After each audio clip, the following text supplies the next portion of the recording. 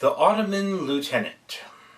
A film that was blink and you miss it in the theaters.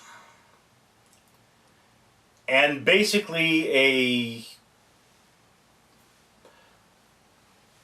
a way of saying, what Armenian Holocaust?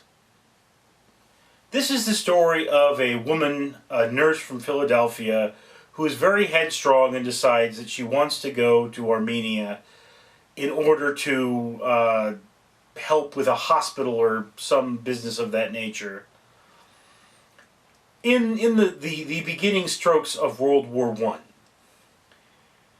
And, of course, she falls in love with her Ottoman lieutenant, who is, of course, the nicest Ottoman Turk you have ever met. And he doesn't kill Armenian people for no good reason. He doesn't take revenge against people that sock him in the face. And this movie has been widely panned by critics for being historically inaccurate. So let's take that historical inaccuracy and let's roll it up in a ball and say, yes, I'm offended by this. It's like writing a World War II movie and not acknowledging the Holocaust. And we're going to set that over here where we can see it. I'm going to say this was set on a different planet in a solar system far, far away. And from a filmmaking standpoint, this is a beautiful movie.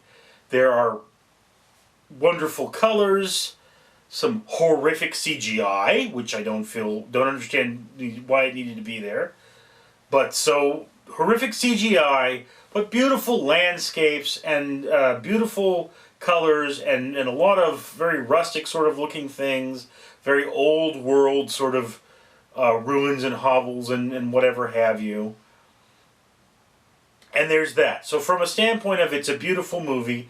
Now, Ben Kingsley was in this, and he is a great actor, Kingsley. And he does a wonderful role. And his role is okay written. It's kind of typical. But whereas I can't fault anyone for the competence of their acting, it's just so poorly written. Because it's like, yes, okay, you're a nurse. You realize that this is a 7-day-a-week job.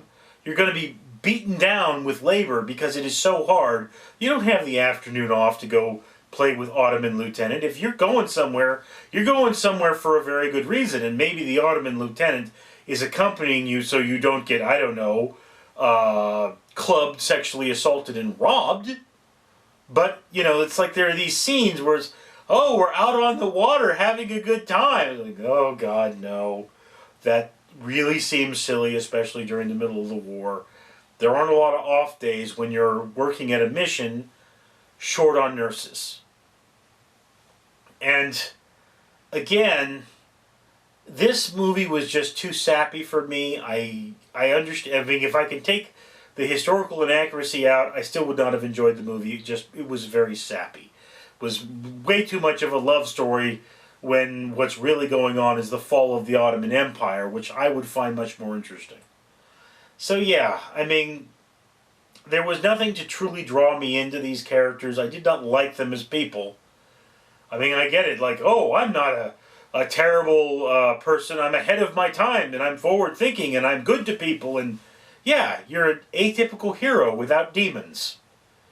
Why don't you play on the fact that this chick lost her brother, and there's that thing there, and she's horrified by that. No, I'm a headstrong woman, and I'm going to do what I want. Okay, well, and then you do what you want. Yeah. Not much there. Again, this is not a movie that made me think. It was a movie where I just went out there and said, okay, this is the movie you take home, and assuming your wife doesn't know anything about history, or your girlfriend doesn't know anything about history, you show her. Say, here, honey, I'm going to have a beer. Enjoy your fantasy about a Turk. Have fun. You know, not to say anything about the modern Turks. I know that they're just people like everyone else. But, you know, during the Ottoman Empire, everyone was kind of a jerk, including the rest of us. So the Ottoman Turks, which there are no more Ottoman Turks, but when there were Ottoman Turks were not generally nice people. Yeah, don't see this movie. It's crap.